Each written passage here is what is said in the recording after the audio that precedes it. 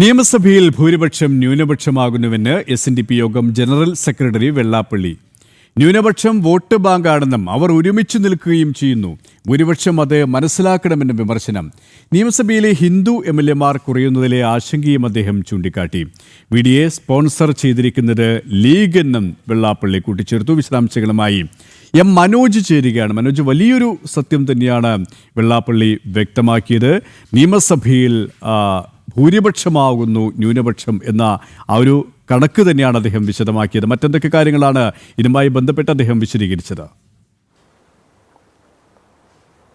KP മുഖ്യമന്ത്രി ചർച്ചയുമായി ബന്ധപ്പെട്ട കാര്യങ്ങളിൽ പ്രതികരിക്കുമ്പോഴാണ് അദ്ദേഹം ഇക്കാര്യം ചൂണ്ടിക്കാണിക്കുന്നത്. അതായത് ഭൂരിപക്ഷം ഇപ്പോൾ ന്യൂനപക്ഷമാകുകയാണ് നിയമസഭയിൽ.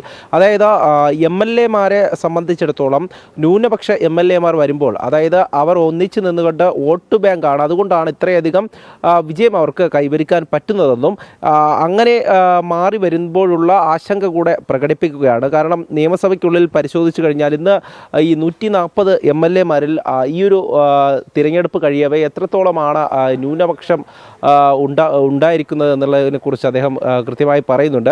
അതിന് കാരണം വോട്ട് ബാങ്ക് തന്നെയാണ്. അതിനെ ഈ രാഷ്ട്രീയ പാർട്ടികളൊക്കെ തന്നെ അക്കാര്യം കണക്കിലെടുത്താണ് ഇവരെ മുന്നോട്ട് കൊണ്ടുവരുന്നതെന്നും അതോടൊപ്പം തന്നെ ഇതിനുള്ളിൽ നടക്കുന്ന സംഭവങ്ങളെക്കുറിച്ചും അദ്ദേഹം പറയുന്നുണ്ട്. അതേസമയം തന്നെ ലീഗിനെതിരെ രൂക്ഷമായിട്ടുള്ള വിമർശനം തന്നെയാണ് വീണ്ടും അദ്ദേഹം ഉന്നയിച്ചിട്ടുള്ളത്.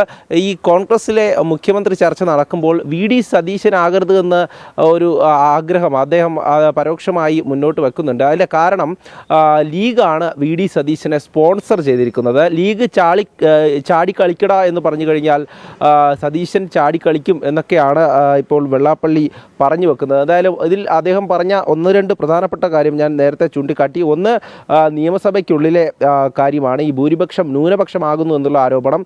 അത് ഈ മുസ്ലിം ക്രിസ്ത്യൻ വിഭാഗങ്ങളിൽ നിന്നായി 71 MLA-മാരാണ് നിയമസഭയിൽ ഉണ്ടാവുക. ഈ ഹിന്ദു MLA-മാരുടെ എണ്ണം 69ആയി ചുരുങ്ങി എന്നുള്ളതും അതൊക്കെ കൂടെ കണക്കിലെടുത്തുകൊണ്ടാണ് അദ്ദേഹം ഇക്കാര്യത്തിൽ പ്രതികരിച്ചിട്ടുള്ളത്.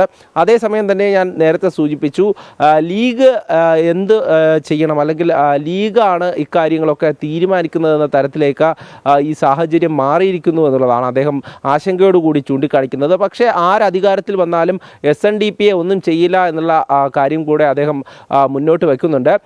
എന്തായാലും നേരത്തെ സൂചിപ്പിച്ചതുപോലെ തന്നെ VD സതീശനെ മുസ്ലിം ലീഗ് സ്പോൺസർ ചെയ്തതാണ് എന്നുള്ള ഒരു ആരോപണം അദ്ദേഹം മുന്നോട്ട് വയ്ക്കുന്നുണ്ട്.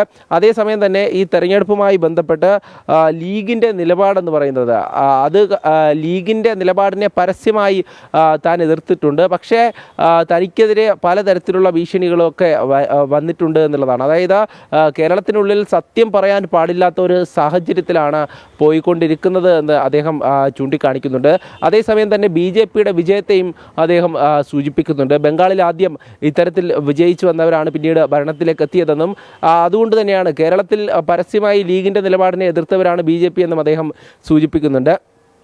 നേരത്തെ ഇക്കാര്യങ്ങളിലൊക്കെ തന്നെ കൃത്യമായിട്ടുള്ള നിലപാടെടുത്ത ആളാണ് വെള്ളാപ്പള്ളി നടേശൻ എന്ന് പറയുന്നത്. കാരണം മലപ്പുറം ജില്ലയിലും അതോടൊപ്പം തന്നെ വിദ്യാഭ്യാസ സ്ഥാപനങ്ങളുമായി ബന്ധപ്പെട്ട കാര്യങ്ങളിലൊക്കെ പരസ്യ നിലപാട് പറയുമ്പോൾ നിരവധി സൈബർ ആക്രമണങ്ങൾക്കും അതോടൊപ്പം തന്നെ മറ്റ് കാര്യങ്ങളിലുമൊക്കെ ഇരയാകേണ്ടി വന്നിട്ടുണ്ട്. തന്നെ ലീഗ് വേട്ടയാടിയിട്ടുണ്ട് എന്നുള്ള കാര്യം അദ്ദേഹം പറയുന്നുണ്ട്. അത്തരത്തിലുള്ള ലീഗ് എന്ന് പറയുന്ന ഒരു രാഷ്ട്രീയ പാർട്ടിയുടെ പിന്തുണയോടുകൂടി വിജയിച്ചു വന്നിരിക്കുന്ന MLA-മാരുണ്ട്. അവരുടെ കയ്യിലേക്ക് അധികാരം എത്തുമ്പോൾ എന്താകും ഈ കേരളത്തിന് സംഭവിക്കുക എന്ന് നോക്കിക്കാണണമെന്ന് അദ്ദേഹം ചൂണ്ടിക്കാണിക്കുന്നു. കാരണം മാത്യു കുഴൽനാടനെ ഈ നിലപാടുമായി ബന്ധപ്പെട്ട് അവിടെ ഉണ്ടായിട്ടുള്ള സംഭവം, അദ്ദേഹത്തിൻ്റെ കഴുത്ത് വെട്ടുന്ന രീതിയിലേക്ക് ഒരു ചിത്രമൊക്കെ പുറത്തു വന്നിരുന്നു. അത്തരമൊരു സാഹചര്യം ഉണ്ടായെങ്കിൽ ഇനിയുള്ള കാലങ്ങളിൽ എന്തൊക്കെയായിരിക്കും കേരളത്തിൽ സംഭവിക്കുക എന്നുള്ളൊരു ആശങ്ക അദ്ദേഹം പങ്കുവച്ചിട്ടുണ്ട്. അങ്ങനെ അതായത് SNDP-യുടെ നിലപാടുമായി മുന്നോട്ട് പോകുമ്പോൾ, അതായത് സമുദായ സംഘടനയുടെ പ്രവർത്തനമായി മുന്നോട്ട് പോകുമ്പോൾ സത്യം തുറന്നു പറയാൻ പറ്റാത്ത ഒരു അവസ്ഥയിലായി കഴിഞ്ഞാൽ എന്താകും സ്ഥിതി എന്നുള്ള കാര്യം അദ്ദേഹം ചോദിക്കുന്നുണ്ട്.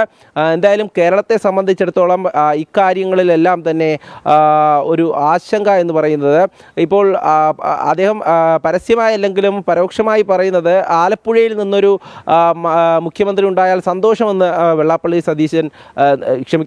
നടേശൻ ചൂണ്ടിക്കാണിക്കുന്നുണ്ട്. അതോടൊപ്പം തന്നെ ഇക്കാര്യങ്ങളെല്ലാം കൃത്യമായി അദ്ദേഹം പറയുന്നുമുണ്ട്. അതേസമയം യു പ്രതിഭയ്ക്ക് എതിരായുള്ള കാര്യങ്ങളും, അതായത് യു പ്രതിഭയുടെ പരാജയവുമായി ബന്ധപ്പെട്ട കാര്യങ്ങളിലും അദ്ദേഹം ശക്തമായി പ്രതികരിച്ചിട്ടുണ്ട്.